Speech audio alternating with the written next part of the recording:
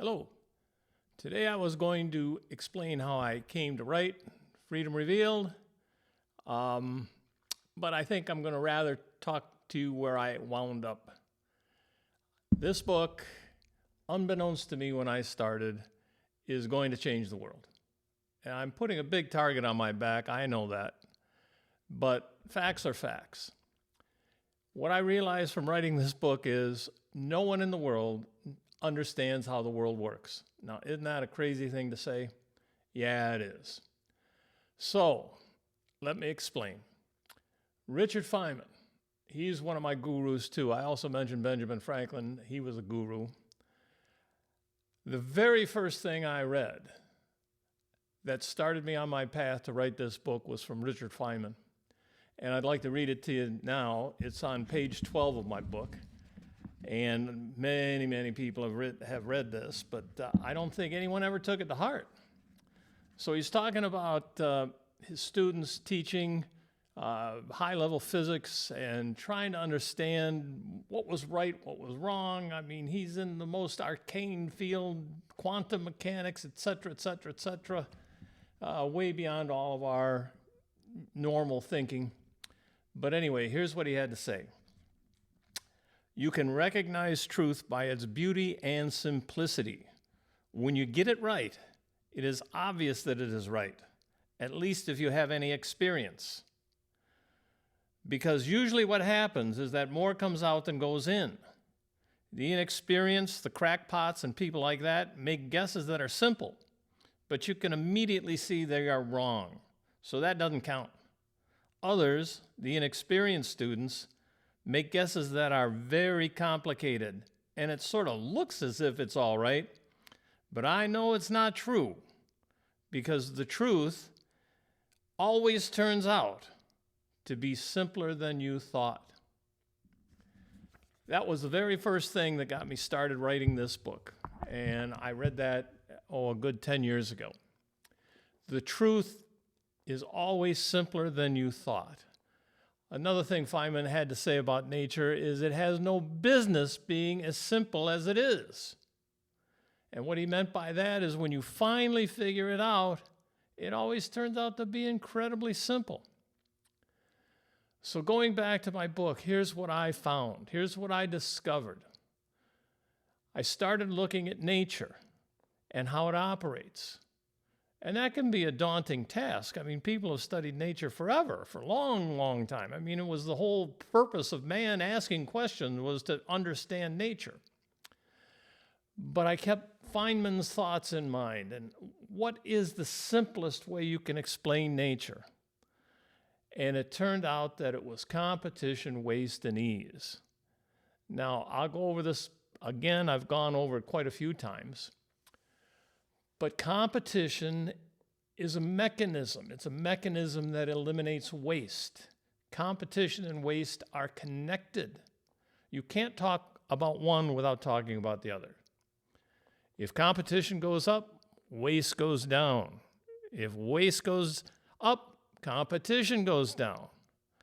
And vice versa. I mean, there is a relationship there. This is something we've missed for a long time, hundreds of years. We've never really got it. Economists, they talk about competition. They talk about competition all the time, but they never couple it to waste. The other thing you have to realize is ease. Everything moves to ease. Now, these three simple principles, and they are simple, explains how the world works.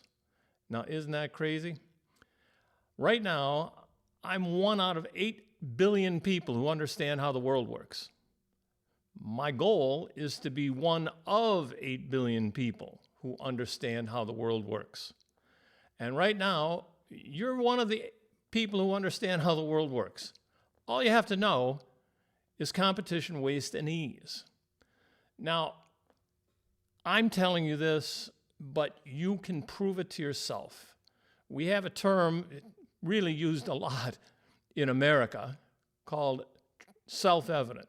We hold these truths to be self-evident. Competition, waste, and ease are self-evident. You can prove it to yourself. If you work at something, you're competing. If you're trying to get better, you have to work at it. When you get better, you're eliminating waste. When you do things, you always take the easiest path. The whole entire marketplace and interaction between people is basically a move to ease. We trade because it makes our life easier. People build products and sell products because it's there to make your life easier. When you go to run errands on a Saturday afternoon, you don't go to the farthest store, then the nearest, then the next farthest, then the next nearest, or back to the first nearest. You try to map it out to where you're going in a logical, easy progression. Let's do that because it's easier. We just never think about it. All these principles that I'm talking about are known to everybody. We all understand them. We live with them. We've grown up with them. We've just never put them together. Which brings me to the situation we're in today. No one in the world understands how the world works. So I'm going to pick on a few people. They got big shoulders. I'm not worried about it. But you're Joe Rogan, you're Tucker Carlson, you're Elon Musk, your Heritage Foundation, your Mark Levin, Ann Coulter, all the talking heads, the Mises Institute, all the economists, all the professors. They don't understand how the world works. Now that you have the understanding of how the world works, you can watch these people and realize that they don't understand it. So let's get back to a fundamental of nature. We call it mechanics. Now, mechanics is basically science. You have to know how something works before you can fix it. If you don't know how anything works, how the hell do you fix it? Oh, my car's broke. What's wrong with it? I don't know. Well, how are you going to fix it? I don't know. You can't. You have to understand how the world works in order to fix it. So, for example, this is a big example everybody's talking about now. Elon Musk is going to be appointed, we hope, because we need to reduce waste. He's going to be appointed the czar, if you will, to eliminate waste. Okay. The question Elon Musk hasn't asked, and I've seen him talk about waste and eliminating it, and he's going to do it. He's a great mechanic. Musk is a great mechanic. SpaceX, do you think he did SpaceX or Tesla or anything else he's done, Starlink, without asking how it worked? That's exactly what he asked. He said, how the hell does this work? And then he worked and figured it out and created a product.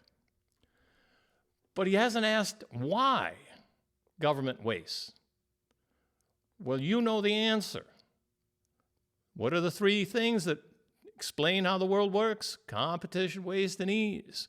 Why does the government waste? There's no mechanism to eliminate waste. Government is singular. There can't be competition. If there's no competition, you're going to have waste. Now, the importance of understanding that, let's liken it to a field of weeds. We've all had lawns, or, we've cut lawns or seen weeds or whatever. But you cut weeds and you say, they're gone? No, they're not gone. They're going to come back. They're going to come back because you really didn't get rid of them. You just cut them down to where they disappeared maybe. But they're going to come back. You have to understand how they work. You have to get to the root of the problem to get rid of the problem. And this is something that I want you to know, all the talking heads to know, all the politicians to know, and all of a sudden things will become clear. This is the revelation of the book. Really short, simple, abbreviated way of talking about it. The book explains it in much more detail. But once you understand this, you understand how the world works. And once you understand how the world works, everything becomes clear. It's truly amazing. The problem most people have is they say competition, waste, and ease, and they go, oh, yeah, that sounds pretty interesting. And then they go right back to the way they were thinking. So let me warn you to look out for symptoms. And one of the symptoms that is obvious that people talk about all the time. I'll bet everybody who is a talking head has talked about socialism. On the right, left, it doesn't matter. They talk about socialism. You'll always read a statement that says, socialism always leads to poverty. And you go, yeah, it does. It always does. So far, every time we've tried socialism, it's led to poverty. You know what they never tell you? They never tell you why. They never tell you why it goes to poverty. It's because there's no competition. Only in a competitive system can you create prosperity. And why is that? When you compete, you eliminate waste. When you eliminate waste, things get better, faster, cheaper, simpler, easier.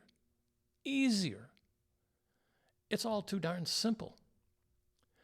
So with that, I think I'm going to wind it up. Watch out for symptoms.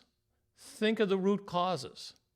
And realize that now, after watching this, you know more than all the talking heads in the world. You know more than all the people in government. You know more than all the economics professors. They don't have competition, waste, and ease. So pick up a book and fortify your knowledge. The argument that we really have, and this becomes obvious once you realize it, is not left or right. Left and right is a false dichotomy.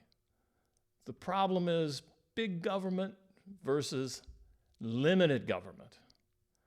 If you have big government that directs your life and tells you how to micromanage it, you don't have freedom.